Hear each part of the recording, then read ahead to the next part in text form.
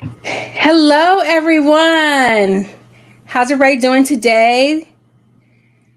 Go ahead and let me know in the chat what your favorite episode of I'm a Virgo was. For those of you who are new here, I'm Kwana.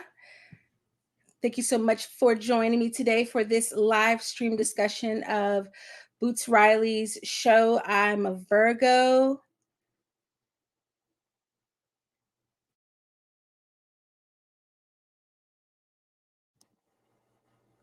I'm just doing a little bit of housekeeping really quickly.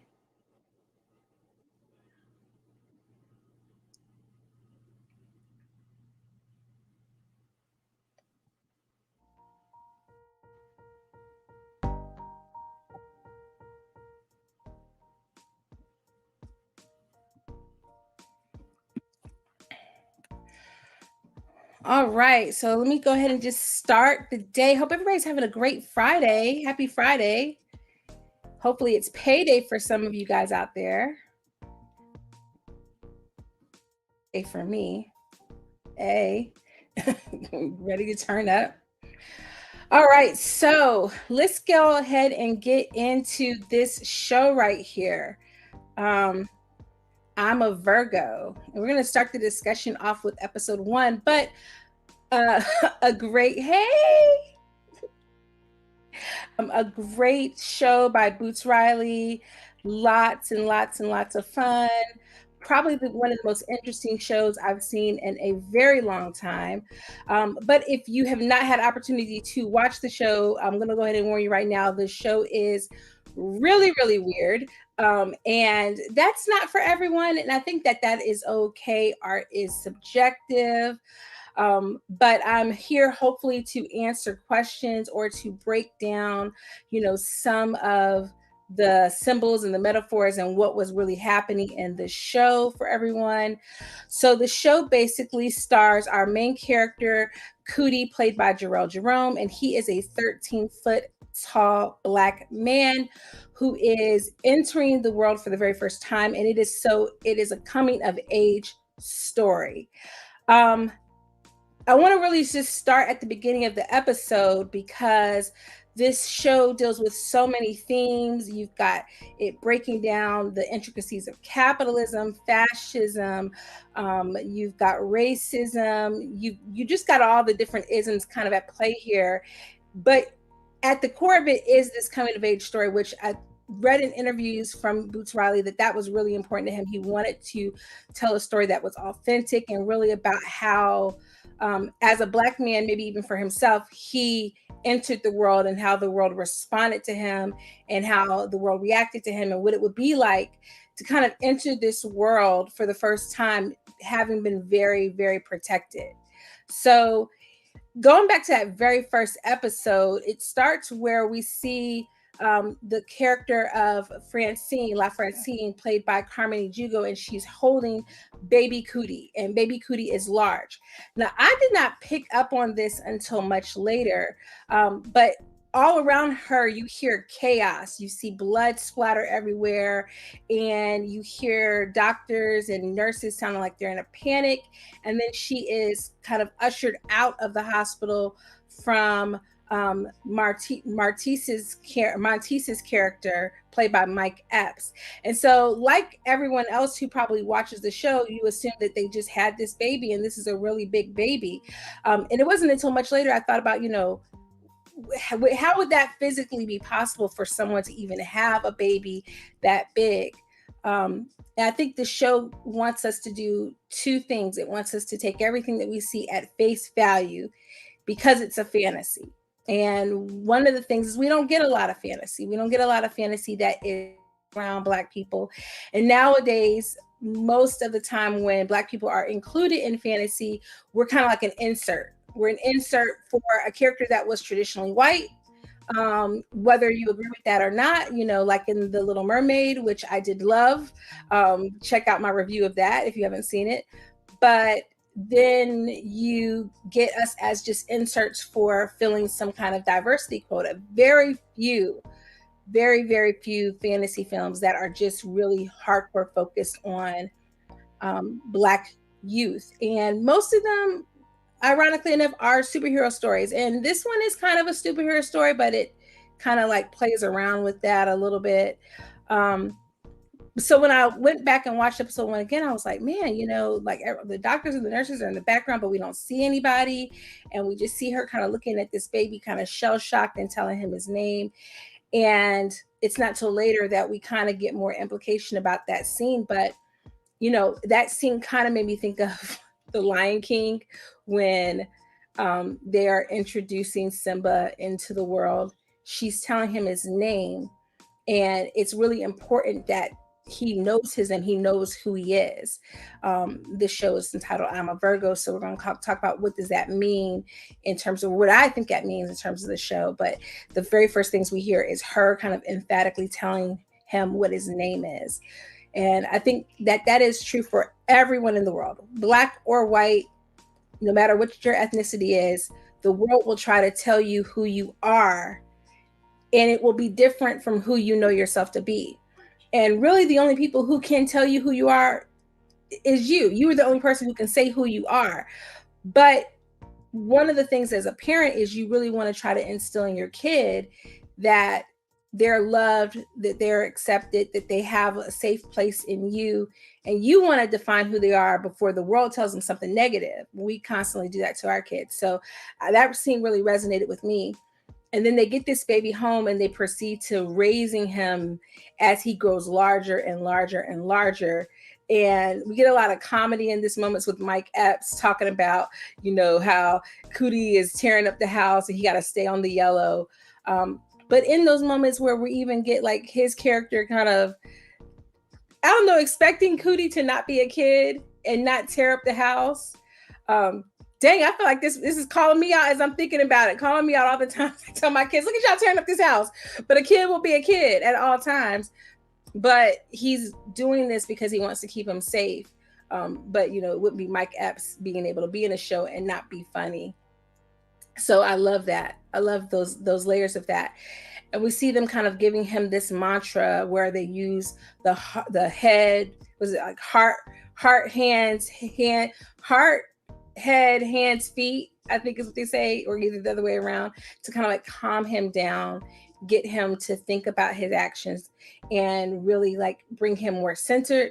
And I love that. It just kind of put in mind like how parents will tell their kids affirmations and speak into them, and they're kind of speaking into him. But ultimately, Cootie is sheltered from the world because they believe that the world will hurt him. They'll exploit him. They'll kill him. Anything is possible.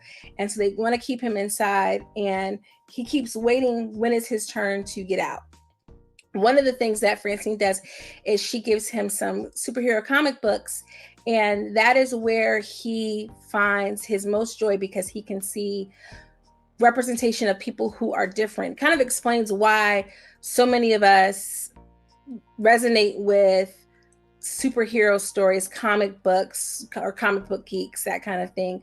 Because in a world where you feel like you're different, comic books usually give you that one glimpse of where maybe there's somebody like me in the world and I'm not alone. And he latches onto this identity of the hero. Later on, we see that the hero is brought to life by the creator of the comic book. And it's really important to listen to the very first words that we hear from him during the interview, where he says that he does not see the world in color. He only sees it in black and white. And then he even goes on so far as to say gray is a color, I guess. It's on Amazon Prime. It's on Amazon Prime. You will definitely love it. You will definitely love it. But what struck me with the character of the hero when he says that, right? I don't see color. That sounds familiar, right? But also when you think of the law is supposed to be black and white, like right and wrong. But we know that that's not true. The law makes exceptions for that all the time. You can kill somebody, but if you kill them in self-defense, right? That's okay. Yeah, that's okay. But if you just kill them, to be evil, to be mean, to take a life, that's not good. There's gray there, and there's lots of layers to that with that character. But this is Cootie's idol. And I think what I felt like Boots was trying to say for us, especially with Cootie being a stand-in for Black youth, Black culture, or just anyone who is marginalized. He doesn't even have to be Black. It's anybody that's marginalized. Is what happens when that's what you idolize? Because guess what? You aren't Black or white. Like, you probably exist in the gray. And so you might think that that sounds good on the one hand, but when you really think about, is that going to apply to your life? What area is the world going to see you? Are they going to see you as Black or often negative? Are they going to see you as white and positive? You don't ever know. And that's kind of part of Cootie's journey as well. And then we had the Big Bang commercial, the first one. Every time that commercial played, like, it made me think of back in the day, because they don't really do it anymore. But I don't know if y'all remember that, like back in the early 2000s, Wendy's would do those commercials. It would be like Wendy's / Carl Jr.'s, and they would do the commercial. Not Wendy's. Is it Wendy's? Is Carl Jr.'s Wendy's? Not Wendy's. What's the name of the restaurant that's Carl Jr.'s? It's not Wendy's. I'm telling, look, Dave Thomas is going to come and bust me upside my head from the afterworld because I'm saying Carl Jr.'s is Wendy's, but that's not it. Carl Jr.'s is somebody else. I'm going to remember in a second. But they used to do the commercials where it would be like the model on the car eating the burger, knowing good well her 72-pound self ain't no burger from no Carl Jr.'s no time soon. But the commercial is very like sexualized and enticing, and he wants to eat one, but they won't give him Hardee's. It was Hardee's. I don't know. I ain't seen a Hardee's in a minute. Like that right there just put me in the mind of like how advertising entraps us and ensnares us. And he's never had that. He's only ever had healthy food, but now that's what he's craving. And that becomes, in one sense, the piece that causes him to rebel a little bit against his family, because you're keeping something from me that I want. Like, it's bad enough I'm stuck in this room. I can't go anywhere. Nobody can see me. And now I can't get a Big Bang burger. Like, now I have to go out there and I have to find that for myself. And so we see them do all the things that they do to continue to keep him safe until eventually he is seen by someone, his next door neighbor, this Hispanic dude who's built this house. And when you see in the show, you'll see the house is on like, I want to say it's like stilts, but it's like those platforms, those little wooden platforms that you see like at warehouses where you put pilots, like the little pilots, and it's like stacked up high. And he comes over, he's like, yeah, I see you, big man. I see you. Like, now I know what they've been doing over here. And he tells him that, hey, me and Montice used to go eat Big Bang burgers all the time. And so now Cootie is mad. Now I'll be completely 100% honest with you. Other than the fact that that man tells Cootie that Montice has been eating Big Bang burgers and has kept that from him, I don't know what that's supposed to represent. So when you find out, come back and let me know, because I just kept thinking about, like, why is this house built up? Is it that because he knew something was going on, he was building the house up high so that he could be nosy and he could see? Or is there something else represented there? And I'm not quite sure I ever really landed on an answer for that. But ultimately, this is what becomes the jumping off point for Cootie to break out. And that's where he goes into the park dressed in as a bush, and he meets his future friend group, Felix, Jones, and Scat, who are out at the park, you know, getting a little herbal refreshing going on, enlightenment, a little herbal enlightenment. And Felix sees him, and so then he turns his likeness into a shirt. That reminded me, I don't know if anybody has been in the weeds of social media like I am, but that reminded me of back in the day when it was like down in Louisiana or Alabama somewhere, where there was like this viral clip of a black gremlin or a gremlin in a tree, or a leprechaun in a tree. And then they interviewed these black people and they were like, yeah, we saw the leprechaun in the tree. And it was like on a legit news station or something. I don't know. But that kind of reminded me of this, like this idea of like them seeing this, and he turns it into the likeness and he goes viral. Like, he becomes popular. You haven't seen the real him yet, but it kind of makes him think that like, oh, the world might be willing to accept me because look, they're wearing my stuff, even though he doesn't own it. If you think about it on that end, and I didn't think about it before, I was just sitting here, but it kind of goes into how people will commodify you. They'll like be down with what you represent culturally, right? But are they really there for you 100%? Are they really going to protect you and support you when the chips are down? So everybody in the hood is rocking his shirt. The Thwop Monster, is the thing to rock, and he's going viral with it. But when he really goes out there in the world, will they really accept him? He thinks that they will. And so he eventually befriends Felix Jones and Scat, and they take him out into the world, and he gets to experience the Big Bang Burger for the first time. He also gets to meet the character that we're going to meet later on, Flora. I don't know if you knew that Flora was played by Olivia Washington, who is Denzel Washington's daughter. So Denzel and Pauletta. I watched this whole show thinking like, this girl is so pretty.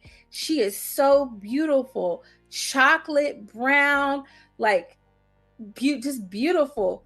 Why do I know that I know her, but I didn't look her up? And I was just like, oh, she feels like she's new. Like she's one to watch. Yeah, the whole time I'm sitting here looking at me, this woman has Pauletta's whole face, stole Pauletta's whole face off her body. But she was so good in this show to me. And I'm like, oh, she might have it more than her brother. She might really be better than her brother is in an acting sense. But he gets a glimpse of her, and she obviously is kind of interested in him. But he gets his first taste of Big Bang Burger, and surprise, surprise, it's trash. And isn't that like you wait for something your whole life, and then it's not even a big deal when you finally get it. So in the first episode, really, it's just him literally coming out of the house, and going out into the world for the first time and seeing how the world is going to react to him. And right now, everything seems good. In episode 1, I love episode 1. The title cards are standing up in the street and they're weaving through them to go through into the house. I thought that was so slick. The way that they filmed the show in order to make Cootie's character look large was really amazing. They didn't do any CGI with regard to that. Like they didn't really use a whole lot of CGI in the show to begin with. It was mostly like 2D animation and regular just film tricks. And that's like so, I have so much respect for that because we don't see that so often nowadays. But that brings us to kind of like most of the things that I wanted to get into with episode 1. Like I said, I really just feel like episode 1 starts us out with this allegory of what it's like to be a Black young man in America, feeling like you stick out, like you're out of place, like you don't fit in.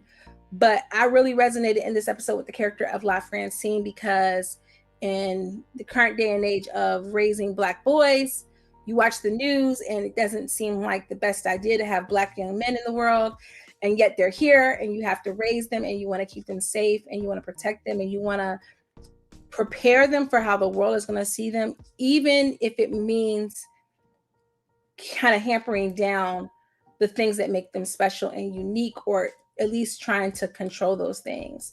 It brings to mind a conversation I had with my son because he got angry and I said, baby, you got to watch your anger, because if your anger leads you to being disrespectful, we can tolerate that. We can check you on that in a loving way, but the world won't. And he's young. He's too young to really know and understand the full scope of that. But the fear is that, right, he'll go out and have an encounter with somebody, police-wise or otherwise, and it might cost him his life if he can't control that. And that's a sense of like almost like hindering him or boxing him in, kind of like what they do for Cootie because they want him safe. But let's talk about episode 2. All right, so episode 2, we get more into Cootie is now out. He's out in the world now, and the world knows that he exists. People have gotten on social media. They filmed him. He is a real live 13-foot man. And what does that mean for him?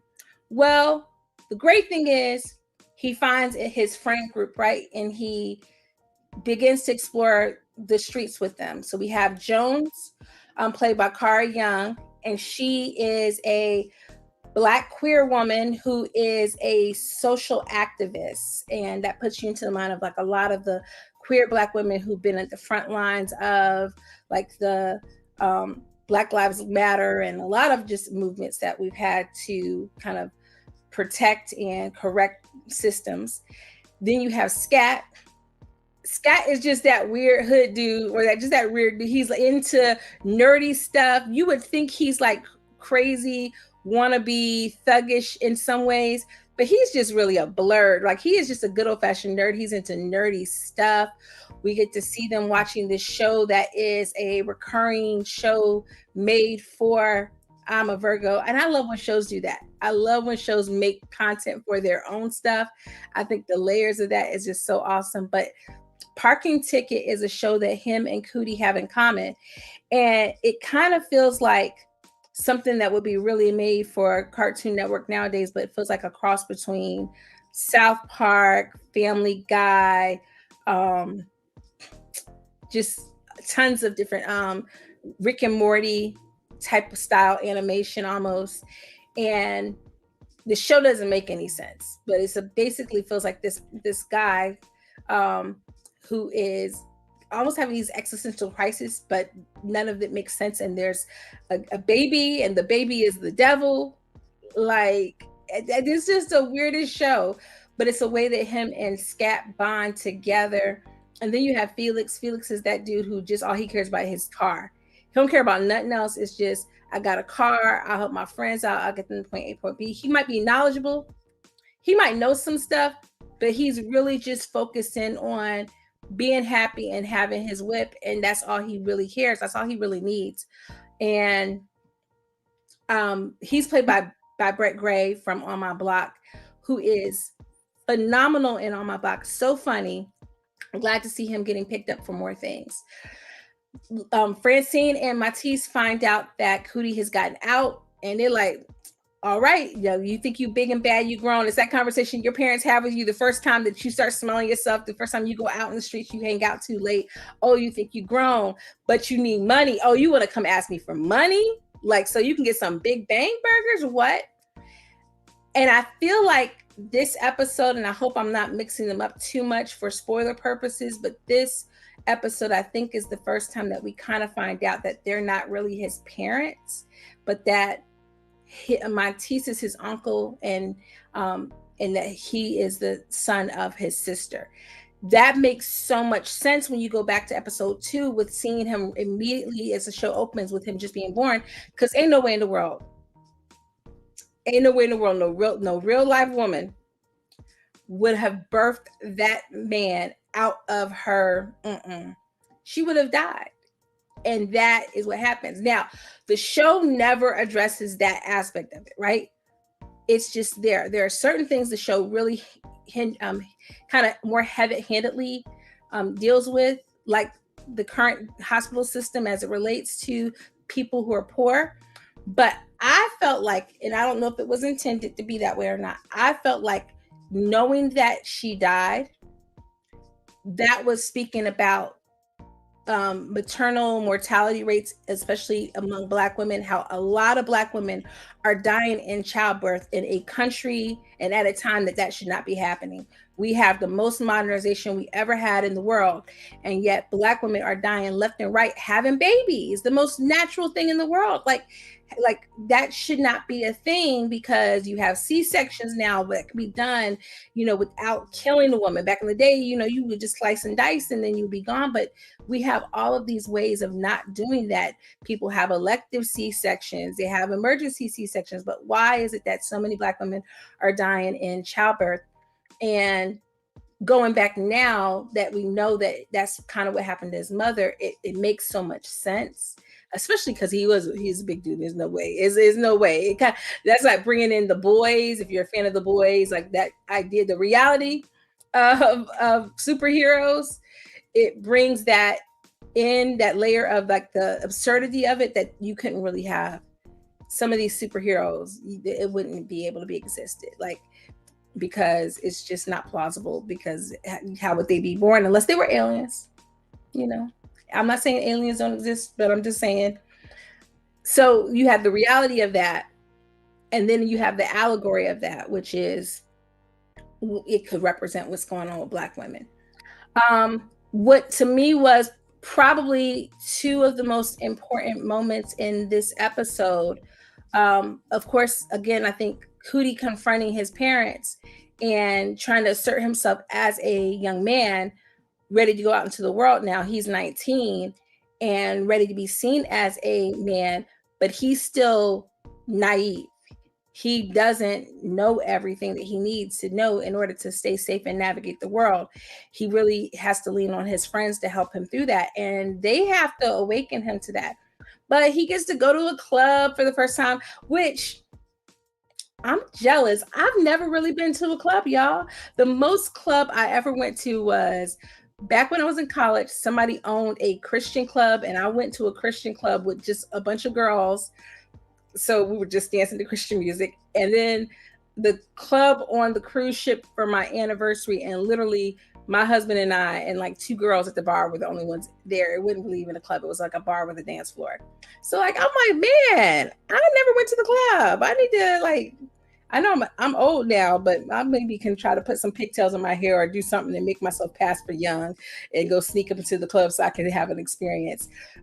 He gets to experience music for the first time and feel bass. And it's the first thing with him being so large that like makes him feel like alive, and he can feel that in his body. And that makes sense. Boots Riley is also a rapper and a musician, so it makes sense that he would include that thematically in there. But I kind of also took it as like all the things that Cootie is experiencing, all the things that bring you joy in life.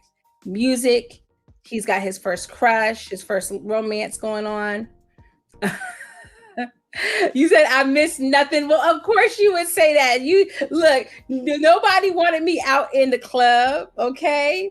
I was scared of my mama, okay? Because if I probably would have gotten in the club, especially pre-college, I would have been a whole different person. Things might have been different. Life might have taken a different way, okay? But he's like that's what he's doing. He's experiencing all the things that like you would have to bring you joy in life, especially as a coming of age story, you know. And I really love this episode, because this is the episode to me that feels most like a coming of age story. And I was trying to take it back to, not to say that this doesn't have traumatic experiences in it, because it does to a certain degree, but I feel like true coming of age experiences that aren't centered only on negative stuff for Black youth are few and far between. You had Caleb McLaughlin from Stranger Things was in a movie called Concrete Cowboy, which I also reviewed. If you've never seen that on Netflix, check out my review when this is over. It was a cute movie. Idris Elba, Caleb McLaughlin, Jarrell Jerome was in it. Okay, so it's lots of reasons to like that movie. And that one is based on real life cowboys up in Philly. So that was a really cool movie. But the character, Caleb's character, who's a teenager and is also coming of age, his world view is very different from, it's universal, but it's not. And so even though that kind of is a coming of age, to me, it didn't hit all the things that I look for in a coming of age story. It had some, but it just didn't have all of them. But with regard to a true coming of age story that's not like grounded in the person having like super hey, struggle reviews, hey Tyra, how you doing, girl? Thank you for joining. I feel like the last true, like really solid coming of age that I've ever really seen is the Inkwell. Oh, plot thick, the show is so good. But I will say, like I said earlier, if you don't like weird stuff, and if like if it's gonna really bother you to not have answers to stuff, you might walk away being like, I didn't like it.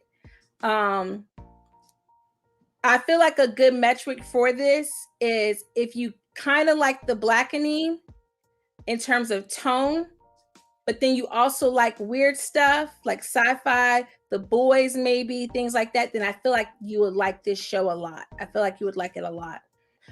And I know that's not, I know the Inkwell, going back to my coming of age thing, I know that that's not the last coming of age movie that we've had, but I just feel like that was one of the best coming of age movies. If you've never seen the Inkwell with Lorenz Tate and Jada Pickett and Morris Chestnut, I mean, like it's that movie has everybody in it. I love the Inkwell, but I feel like episode 2 gives you the most of that, of just him having kid experiences. So I definitely feel like episode 2 really hit that for me and was probably one of my favorite episodes of the show. But most importantly, in episode 2, he kind of gets to meet Flora, played by Olivia Washington, a little bit more. Now, if you blink, you'll miss it, because when they first introduced Flora, she's in the back of the Big Bang shop fixing all the burgers, and she's moving crazy fast, and you see her, but this is a Boots Riley show, so in your mind you are sitting there probably like, is homegirl back there super fast, or am I on something? Like, did somebody sneak me a gummy and I didn't know? Because what is happening? In episode 2, it's solidified.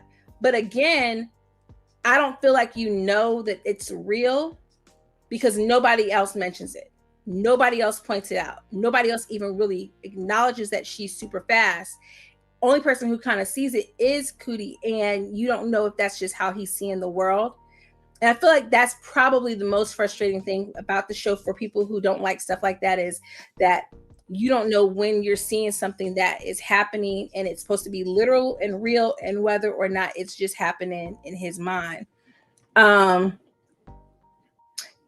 Exactly. If you didn't enjoy Sorry to Bother You and the Inkwell, then this show might not be for you, because it takes those things and puts them together in such a nice way. I introduced a friend of mine who is also an English teacher to this, and I was like, that's the first thing I was like, I don't know if you are going to rock with it, but because of how our minds work, I think you will, because it causes you to want to question everything that you're seeing. But I feel like that's when episode 2 is when we kind of know that she really can move fast, but you still don't know if it's just happening in Cootie's mind because nobody else acknowledges it. And also, with the exception of one of the main characters in the show, the hero, the comic book creator who uses his money to become a hero, and he's just a bootleg Bruce Wayne. That's all he is. He's a bootleg Batman. Nobody else ever mentions like powers in this world. So it's not like the world itself is a world that is filled with like superhero people. At least if they are, it's not mentioned really at all. So you have them there, but you don't know if it's supposed to be a thing. But when we get to the very end, I'm gonna tell you what I think that was. Okay, so let me tell you about Sorry to Bother You, because I liked parts of Sorry to Bother You, but I did not like all of Sorry to Bother You. And I think the only thing that really kept me invested in Sorry to Bother You is, one, I love some Lakeith Stanfield, and I love some Stephen Yeun. Stephen Yeun is really like, he's on my top 5 list, because I was seriously a humongous The Walking Dead fan. And so even though I rocked with it for the duration of the show, that's like my dude. So I stuck with it. But the end of Sorry to Bother You was kind of almost too much for me. I will say I didn't feel like this was as weird for the ending. Like the ending still ends weird, but I felt like it was logical when you go back and you look at everything that happened. So I think for me, I actually like this a lot better because Sorry to Bother You, um, it was almost too much for even me. But this was like, I don't know. I don't know if that's just me changing. I don't know, but this was more in my wheelhouse. I think the coming of age thing really is what sucked me in the most, though, because that's not really coming of age, and this one is. So I think I was more like locked in. Um, but hats off to Steven Yeun. If he could have figured out a way to get Steven in here, I would have been like, what? Um, with Flora's character, he meets Flora, he attempts to date her. Flora is like down. She's like ready for him. She is trying to do everything she can because she's already locked into this is her man. This is going to be her babe. And we get to see that a little bit more in this episode. Now, again, he's at Big Bang Burger picking up burgers for him and the crew, but he has already acknowledged from episode 1 that he does not like Big Bang Burgers, but it's like he's stuck. He keeps trying to eat them because it represents that thing he felt like he missed out on in life. But I want to remind you that from jump, even though he was being a whole behind hypocrite, Matisse, Mike Epps' character, his dad, kept saying, I'm not feeding you that poison. Keep that in your head, okay? The whole rest of the show. But that is, to me, episode 2. Episode 2 is really where you get locked into the coming of age part of things. Episode 3, you dive a little bit more into I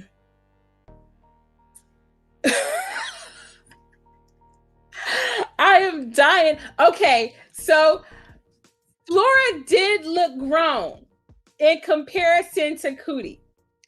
Now, I didn't. Now I will say this. I'm weak. But I will say this: she's bad. She's so pretty, but she did look old. And when we get her backstory, I have questions and I have thoughts, but I do think she is supposed to read a little bit older than him. Like she's at least a little bit more sophisticated. She's been out in the world for a little while. So I do think she's supposed to be a little bit older. In real life, there's a 5-year age gap between Jarrell Jerome and Olivia Washington. I think she's 30. Now could be a complete whole behind lie on that because I was also looking up Dominique Fishback's age at the same time because I was saying I wanted them to be in a movie together and I was trying to see what the age difference was between the two. So I could be confusing Olivia's age with Dom Fishback's age, but I want to say I think she's about 30. So I think there's a 5-year age gap. And in episode 3, we get more of their story kind of unfolding, but we also get more of what is going on in the neighborhood with the gentrification of the neighborhood, with people being poor, being laid off, just all of that happening in episode 3. You also get him trying to court Flora and make that happen, and him kind of spending time with the crew, getting advice on how to navigate that. And then we also get more encounters of the hero as he tries to take down crime in Oakland. And we get to see like the idea of like him being the source of like the policing because the police really are inept and he's the one who is handling a lot of the crime.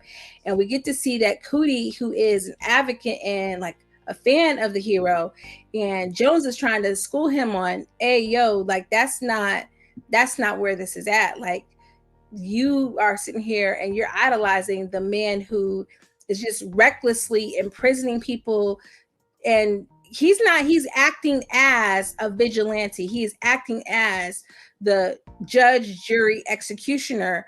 And that to me was really speaking to the Karens, the Carls, the Keiths, whatever we want to call the all of that aspect, even at times with the police of this person suspected of something, but they didn't go to court, and now they're dead. What do you know? What's going on? Like, somebody needs to answer to this, and so they start delving in more into that.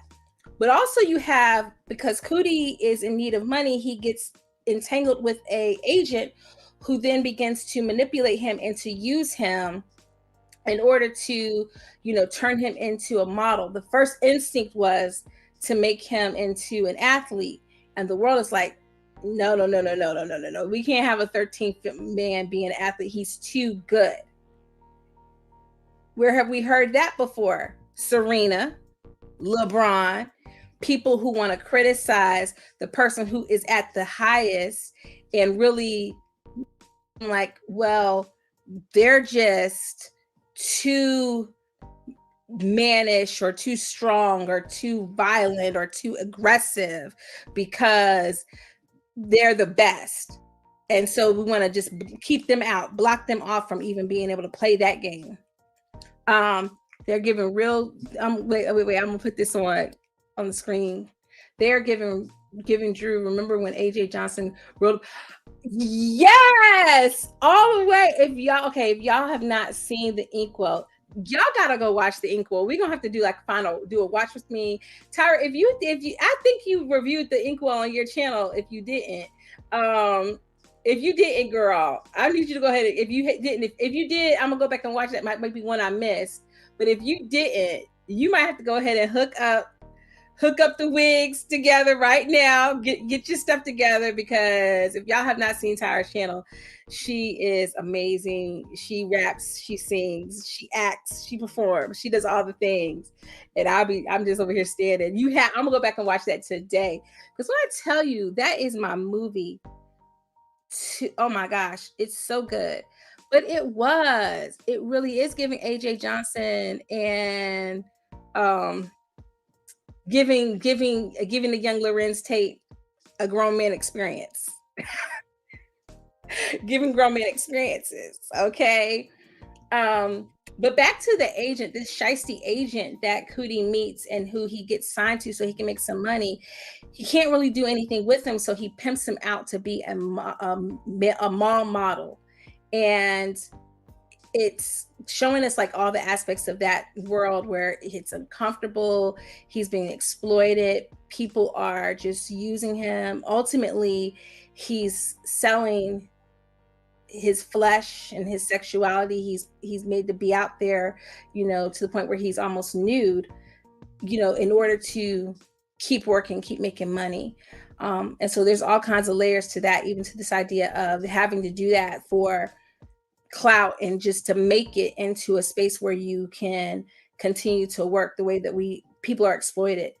And then you have this cult that also pops up, and they are obsessed with him. And I've never seen a cult being obsessed with a Black man before. So to me, it was really giving cultural, kind of like cultural commodification of Black people. How you have people who will be so obsessed that they want to take instead of just appreciating, right? And that might not be what Boots meant, but maybe he just wanted to throw a weird behind Colt into the show. I don't know. But I don't know if anybody else peeped this, that they oddly looked like Steve Jobs. Like, I was really like, oh, is this the iPhone cult? Is this the cult of technology? Like, is this like a symbol? Because they don't call out technology much in the show, but I just couldn't help but think how oddly the cult members all looked like Steve Jobs. And then we get more development into him, setting up a date with Flora. But before that can even happen, we find out that Cootie has developed this rash on his body, and he's trying to treat the rash. And he's not getting help he's trying to fix it for himself. But nothing is really working. Now, I'm going to talk a little bit about some stuff that happened in 3, but segue over to episode 4, because episode 4 is where we get, where's it, episode 3? I'm trying to remember if the date happens in episode 4, episode 3. I think the date must happen in episode 3, where we find out Flora's backstory. So I'm going to talk about both. And I may have to fix this later because my brain is starting to blend in stuff together. But we get Flora's backstory, and that is where we do see that the powers that she has of speed really are real. They're on their date at this buffet, and all of a sudden, no one else around her is moving. And again, you think you're kind of tripping until you see she flashes back to her childhood, until we get her a flashback of her life, and we see that she is a speedster. She does have this ability to move fast, faster than everyone, so fast that everyone else is not moving at all. And she actually says it's not that she's fast, it's that everyone else is slow. In those moments where we see her struggling to communicate with her parents, there are two important things that if you blink, you'll miss it. There are two moments where she's like with a doctor and there's books on the table, and one talks about seizure disorder, and then another moment talks about autism. And so I think one of the things is that she could be seen as an allegory for a lot of things. She could be seen as like a metaphor for how disabled people navigate through the world, being different, feeling isolated, feeling like they're different from everyone else, and everyone else treating them like they're different, and how that causes things like inability to communicate and not be seen, and eventually just kind of being like overlooked and passed by everyone else.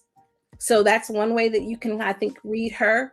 The other way that you could read that whole sequence is Black women so often have to be excellent and have to be multifaceted and have to be able to do so much in order to get where they need to go.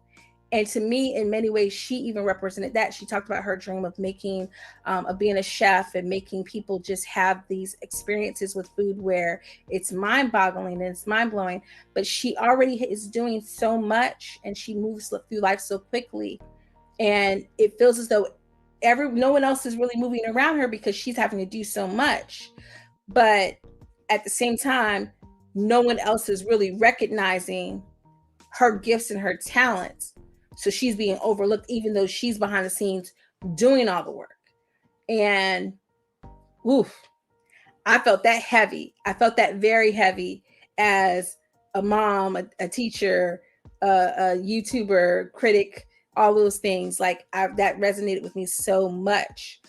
Now we got to step away for a second, because still kind of what's going on is you still have Jones fighting the gentrification, the rental exploitation that's happening, being the activist. You still got Felix in the background, just kind of trying to be supportive. Go finish the show, okay? And please, okay, please, let me know when you want to really, because it's too much. It's too much to be doing this on. Thank you so much. I really appreciate you coming by 100,000 times. Thank you so much, sis. I appreciate it. And I go come back and watch the rest of them after you finish watching it, because I don't want to give you too many spoilers. So then, with regard to everyone else in the background, then you have Scat. Now, remember, Scat really was kind of like there wasn't really a lot of attention paid to Scat, because he was just that guy that kind of connected with Cootie on, some blurred level stuff. He really wasn't in the limelight. But right before Cootie gets ready to go out for his date, he meets up with Felix and with Scat, and he's like, I'm going to get you something. I'm going to hook you up with something. And so we see Scat go to this comic book store and end up getting a parking ticket action figure for Cootie. And I just thought, oh, this is some real type, like black brother love type stuff. And I loved that moment of just him wanting to do something to connect with his friend and show him that he appreciated him. And while he's there, he gets this forbidden disc of a show that had never aired, because it was like it made everybody who saw it have like an existential crisis, and they could not move and they could not air the show. And so everything seems like it's going good. He's got his disc, he's got his action figure, everything is fine. He's skateboarding through the neighborhood. As this was happening, I had flashes to Trayvon Martin. They did not go that route, thankfully, but it really, I think it was intentional that we had that. I had that fear for him, because here he is. He doesn't have anything on him that could harm anyone. And how often do we find out about that? But then he gets injured on his skateboarding accident. And when he goes to the hospital, they turn him away. And if you watch, there's an episode that Boots Riley does, or an interview he does, it's really short. And he talks about that having been based on a real life situation that happened out in Oakland, I think. And somebody was turned away and they passed away on the bus. And unfortunately, this is what happens to our dude Scat. He is at the bus stop waiting for help, and Felix comes by and gets him and takes him to the hospital, but it's too late. And RIP to Scat, because that was like a heavy moment of the show, where we see him lose his life, and Felix could not do anything to help him. And it's all because of all of these technicalities, people being turned away from hospital, which is supposed to do no harm. It's supposed to help people. And he could not be seen because it was a for-profit hospital. So he couldn't be seen, even though he could have just, if they had had access to a real hospital with an emergency room, he would have been fine. But instead he wasn't. And it snows as he's there on the ground. And I think that snow, right? Winter sequences so often represent death. And so it was very symbolic, because snow is something that doesn't happen in California. And I'm pretty sure if it does happen, it happens very, very rarely. And so here we have this unnatural moment happening, because the way that this death happened in this day and age, that's unnatural. That should not have happened, because it should have been that he had access to health care in this country, where we are one of the wealthiest countries, and he didn't have access to it. And so really, really bittersweet moment. And all of that is kind of happening as Cootie is on his date with Flora. So he's unaware of all of this. And I think it's an intention to have him not be there, because Cootie is still so naive and navigating the world through these like rose-colored lenses. So to have him be there for that, I think that would have maybe been too overwhelming for the way that his character is portrayed, and it would have propelled things maybe faster along than we were ready. We would have missed out on him being able to like kind of develop a love moment and have that moment. Now, I heard another reviewer say that there's a lot of sex in this show. There's not actually a lot of sex in this show.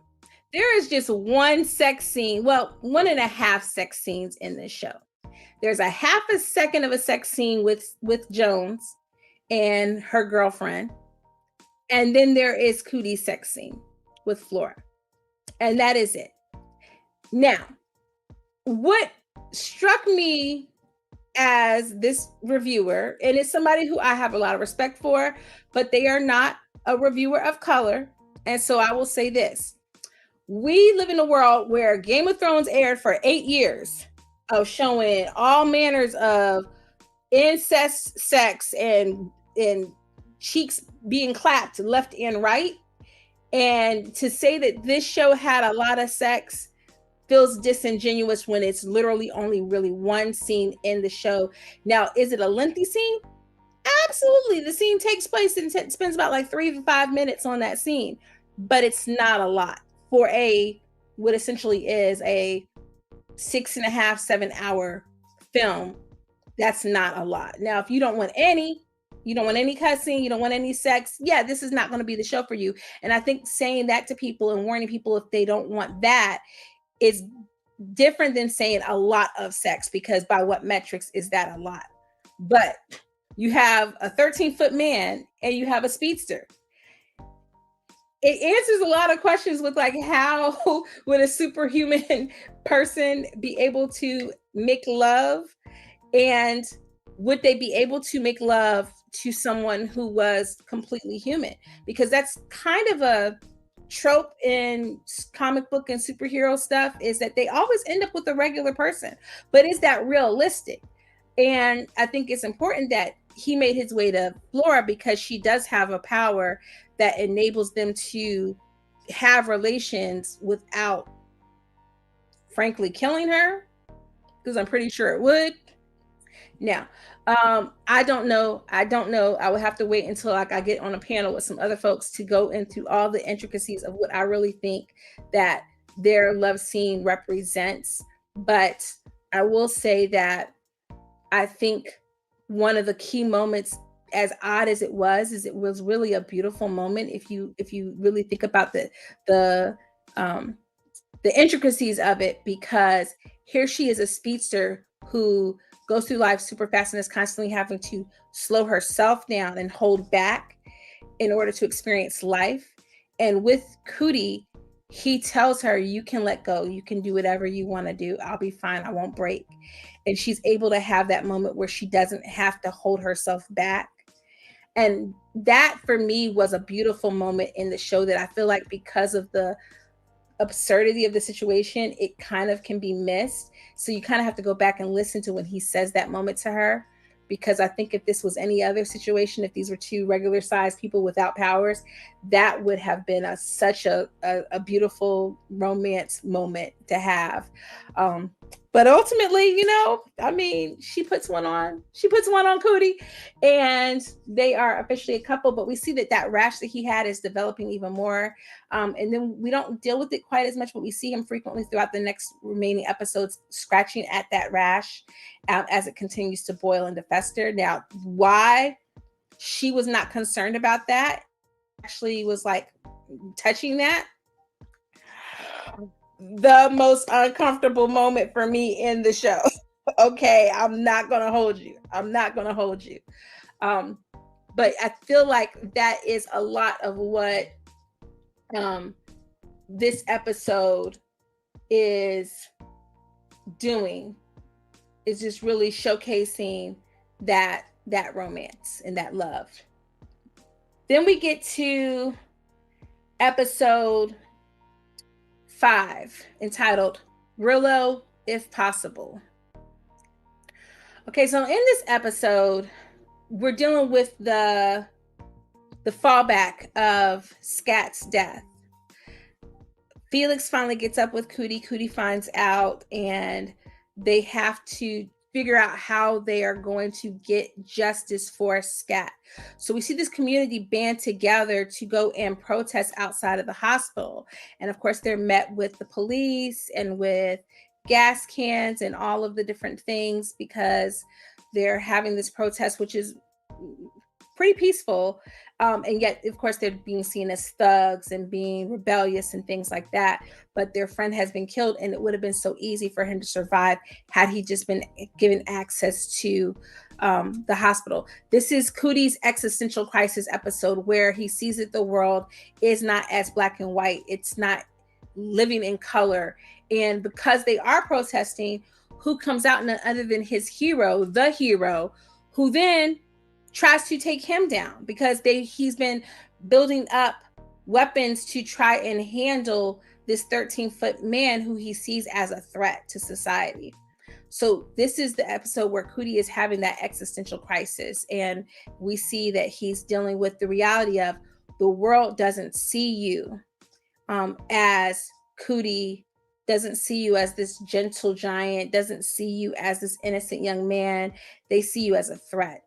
And you need to face the reality of that. We also get to see in this episode where Jones begins to kind of explain some things to Cootie, and we get to see exhibited her gift and her talent. So she also has a power, and it is the power of being able to make people see what she is saying when she's giving monologues and speeches. They get sucked into the world of her mind that's created. And it is a world in which she's able to just explain the realities of the world to him, and it removes all of that. He gets the truth for what a lot of the world is. We also begin to encounter more of that cult, the Steve, what I'm calling the Steve Jobs cult, that is fascinated with him. And we again see that even in the literature of the hero comic, they're setting up the idea that Cootie is the arch nemesis of the hero. And what happens when you are the hero in your narrative, but now you go on to be the villain in someone else's? Think of like Hamilton, right? Aaron Burr, song, wanted to be the hero. Now he's the villain in his story, kind of situation. And that's a lot of what we see in episode 5 is kind of the varnish and the veneer of everything being stripped away. And they have to start making plans for how they're going to address the problems. And it's lots of problems now that we start getting uncovered. The rolling blackouts, the fact that Scat was killed, or we're going to say he's killed. He was neglected to be helped, and also the problem facing the people of the lower bottoms who are losing their jobs and have now begun to shrink. It's a lot. It's a lot in this episode. I feel like this is the episode where really we start to get it starts to target all of the the messages of the show. In episode 6, we get the hero's story. This episode features a cameo with Kendrick Sampson from Insecure and from the Juneteenth movie with him and Nicole Byree on there, and I love him. I was not a fan of him in this episode because he was a little bit of a snake because he's working for the hero, but we see the hero's narrative of him wanting to solve problems, but what has been a life of isolation and him really not understanding how the world works himself. And so he's really weird. He's having his assistant test date women for him so that he can know who he can trust. He's super fixated on Cootie. He's developing tech to, be able to take him down. He's hiring assassins to try to challenge him to make him stronger. It's just a really weird episode where we get to see that he doesn't have it all together. And that's kind of what would happen if someone had that power. It's the of Captain America Civil War, right? It's the same thing. It's like if really so fixated on superheroes, and I'm a Marvel girly night. So I love superheroes. I love The Boys. I love Invincible. But the reality is that if people had that much power, at the end of the day, even if people had powers, if people who are in power, who are used to exploiting others had power, they would use that power and it would not be for good. And we get to see that more and more in this episode, in episode 6. But also we get to see Cootie and the gang begin to plan and plot how to take the hero down, and also how to stop all of the things that are happening to their community through the electric company and the rolling blackouts and the way that they're just kept at the bottom. And so this episode begins to dismantle and really does set up this climax that's going to happen in episode 7 where they're going to be against each other. But I think the main thing that for me, the main takeaway was the idea that if you did give someone with that much power, they're not going to use it for good. And so this idealization that we have of superheroes being good is fantasy. We want somebody to have that kind of power and be able to right the wrongs of society, but we want them to be good and we want them to be, helpful.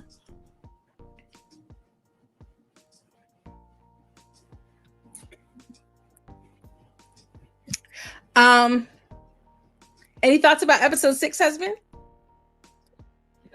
No thoughts. He said no thoughts. I did make him watch the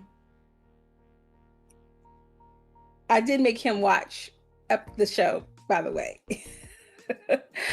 And so one of the things that I loved about episode 6 is just how much, unfortunately, Cootie has to now kind of be awakened to how wrong the world is, and that his ideal of what it means to be a hero is perhaps going to mean it's not going to mean being okay, let me say it this way. It's not going to mean being a superhero in the way that we have fantasized superheroes, a person who comes in alone and saves the day all on their own. That he's got to really truly get to know the people and fight for the people, because the hero thinks he is fighting for the people, but what people? What, he's coming into the Black community and fighting crime, but really at the end of the day, who is he really doing all of this for? Because it doesn't seem as though he's truly doing it for the people who are really at the bottom. Okay. Cootie gets together with the gang and tries to get them to steal power from the power companies so that he can be prepared to protect himself and also take down the hero if necessary. Now, along the way, we've been getting the activism of Francine kind of behind the scenes here and there, where she is talking to Jones and out in the community and things of that nature. We also find out that she and Matisse have been taking parts and taking weapons and creating weapons to protect Cootie. And so they've been kind of creating this safe house for him for when the bad elements came to get him. And I like that. I like that we get to see that she's been being an activist in the community all this time. But he goes to Felix, he goes to Flora, he goes to the people of the bottoms, and they all begin to come up with this plan to take power from the power company. And things don't go all the way right. They think they go right, but it doesn't go all the way right, because at the end of the day, the power company has more generators. They are still able to take power from the people. And it really speaks to the idea that the people in power have already probably begun to prepare for any kind of rebellion that anyone would do against them. They're going to continue to take power from the people. Then we get to the final episode of the series. And guys, if you have been with me, do me a favor. If you're not already subscribed, hit the subscribe button. And if you are watching this in a recap video, hit the like, hit the share. I really want more people to watch this show. I don't know that everyone will agree with all of the messages in the show, and I think that that's fine. As we get closer to the end, but I definitely think that we don't get many shows like this level of crazy, this level of zany, this level of creativity, and also just being able to demonstrate like Black youth and Black vulnerability. We don't get that too often. So if you haven't told anybody about the show yet, make sure that you start talking this show up, because we definitely want more eyes on shows like this, and shows like Swarm. Probably will be in my top 5 list at the end of the year when I talk about my top 5 TV shows of this year. This will definitely be in there. Episode 7 is a metaphor for what? Like, really, Boots Riley and the writing team of this show was really like, we knew we hit people with metaphors all in this every episode. We know they're gonna be sitting back talking about something. What was that? What did that mean? And so we just gonna go ahead and give them that title right now. We're gonna just give them the title of the episode, a metaphor for what? Like, why all the metaphors, and what does it mean? And I love that they're adding those layers into it. But they deal with the aftermath of the heist. So of course the hero is hot on his tail, and also Cootie ends up getting momentarily captured by the cult members, and they're treating him kind of like this Cyclopsian character where they want to blind him, and that's like a part of their belief system, that they blind him, then he'll be able to save them. It speaks to the idea of the magical blind man that shows up in literature and is able to kind of like gain insight or save the day. But ultimately that doesn't happen for Cootie, because Cootie doesn't necessarily need that. His eyes are already starting to open. He doesn't need blindness to awaken him, because he already starting to have that. And he has that within his friend group, within his community. If he would just listen to them, he doesn't need to sacrifice his sight in order to gain insight. When they finally encounter the hero is able to momentarily take on Cootie. Cootie cannot really fight against the weapons that the hero has. been able to gather together. And it's really ends up being up to Jones, who Cootie says, talk to him, break it down for him, explain it, use your gift, use your power. I don't even know if Jones knew that she had that power, because Cootie said, tells her at one point that, it's like, I can see into your mind. I think he says that in like episode five, when he's talking to her, like, I was taken in, or maybe in episode 3, like, you have this power, and I'm able to see what you are trying to explain to me. So talk to him, let him see, help him to see. I want to say maybe even Jones did it in the episode where they were right after Scat's death, maybe in episode 5. But Jones uses her power to show the hero that the hero is not the hero, that the hero has been a tool all this time for the capitalistic system, for the like the prison industrial complex criminalization of Black people, that they're on this wheel, this circle. Crime exists on this circle where you are thinking that criminal activity is just a choice, and you're not understanding that that choice for some people was not a choice, were choices, because they were already at the bottom and they were just trying to survive. And she takes him on this journey of, how would you handle these different choices? And he's able to see for the first time that where he thought he was an ally to the people, he was actually perpetuating criminalization of the people this whole time. And if Boots really wanted to go there, he would have did a throwback to "Don't Be a Menace to South Central by Drinking Your Juice in the Hood," because you would have had like a Damon Wayans. Was it Damon Wayans? It was Keenen Ivory Wayans' character who kept popping up into the movie and saying "message." And of course, this is what Jones does without having that. Jones is able to narrate and to explain the complex methods or the complex ideas that Boots Riley believes in, the idea of like capitalism being evil and all those different things, able to explain it in a very, very easy to understand, digestible way. And we see that in her mind, that she's able to have that power to influence the hero. And ultimately, we get to the end of the show and they're able to save the day, and Cootie survives and Cootie gets free, and we're left with the very last episode and the very last scene where Cootie's rash has developed in such a way that it's almost like it's almost like he's got reptilian, but also like ooze underneath his skin from where the rash was. And then the show ends without answering the question of what caused that. Did Cootie live? Did Cootie die? Was that all fantasy? What happens? What did that mean? So at the end of it all, what do we take away? Well, I genuinely think that Boots Riley wants us to read everything that we're seeing first and foremost as literal. It is a literal fantasy story of a 13-foot tall man.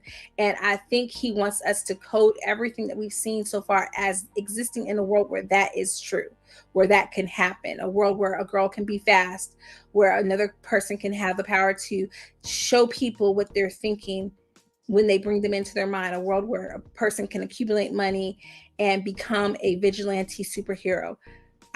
Where people in a community who are disenfranchised and pushed out because of gentrification and layoffs can be small, can become shrunken down. That's literal. The metaphor of all that, right, is the people who are at the lower bottoms are at the bottom, and they're made small because everything is taken away from them. That Cootie is so larger than life because the world sees Black youth and Black people, Black men, as being larger than life, as being violent and big and so capable of violence and threatening. And that women, especially Black women, are fast and smart and intelligent and have the most degrees and have done all of these different things because of that. So all of that is a metaphor. At the end of the day, I think Cootie is still alive. I think the door is open for a season 2. But I also think it could just exist as this one-off, and it would be just like Sorry to Bother You, where we don't get all of the answers at the end, and it's for us to just come back to the art again and again and again and break it down for you. I have thoughts about that last scene and what I think caused all of it, but I don't know that I want to give it away right now. Okay. I don't know if I want to give it away right now. So if you have been with me, thank you so much, friend. I really appreciate it. I hope that you like it. I hope that it's not a letdown for you. I think at the very least, I think there are things in the show where stylistically choices where I would have done things a little differently, or maybe I would have changed the pacing up a little bit. I don't think that the show would have been as good as a movie. I think it needed to be a series, but I think that I hope that more of the fun and interesting things um, that were on the show will outweigh anything negative, because I do think everyone's probably going to not love every beat of it. So I appreciate that so much that you that you said that. And I'll see you at the next live. But I think I'm going to hold off on telling you what I think happened to Cootie at the end with the rash, because I want to hear from you guys what your thoughts on what you think it means, and things that I might not have covered in this live. Guys, let me know what you think down in the comments. And oh, yeah, by the way, before you go, or if you're catching this on a recap, I read the book The Perfect Find by Tia Williams. I haven't posted my review yet. I'm going to post it later today. But I'm going to go live and talk about that in a week or two. I will advertise when I'm going to go live. It'll be at least a few days before I go live. I was wanting to go live on Friday. If enough people say they've had time to watch the movie and or read the book by Friday, then I will go live next Friday. If not, I will wait a few days, because guys, if you have not read this book, I implore you to get this book off of Amazon. It's not the best book. That's not why I'm telling you to get it. Okay. I'm not telling you that it's the best book ever. I'm saying it's $5.99. And if you liked the movie, read the book. If you didn't like the movie, read the book anyway, so that you can see the things that the movie left out that would have made it different. But guys, forewarning you that if you choose to read the book, it is spicy. It's spicy. Now, it's sprinkle spicy for the first 17 chapters, and it's kind of a slow burn with them getting together, because you have a strangers to friends to lovers trope of the romance. But when you get to chapter 18, come back over and watch my review and just tell me how much were you blushing, because I was listening to it on Audible and cooking dinner at the same time, and I was blushing, and I was so thankful for earbuds so my kids could not hear how much that book was making me blush. Okay, so that will probably be my next live. But thank you so much, everybody, for coming out. I want to give it up to Plot Thick. Go follow her channel. Struggle Reviews TV. Go follow her channel. Thank you so much, ladies, for supporting me and making it to the live. I have a big announcement that I don't know if I'm allowed to announce yet. So just look out for the community post, because I'll be announcing something that I'm very excited about that has happened. And I want to share that with you guys, because it's all been made possible by anybody who has ever watched a video from my channel at all. So I'm going to announce that hopefully soon, but I will see you guys in the next live. Until next time, as always, toodles.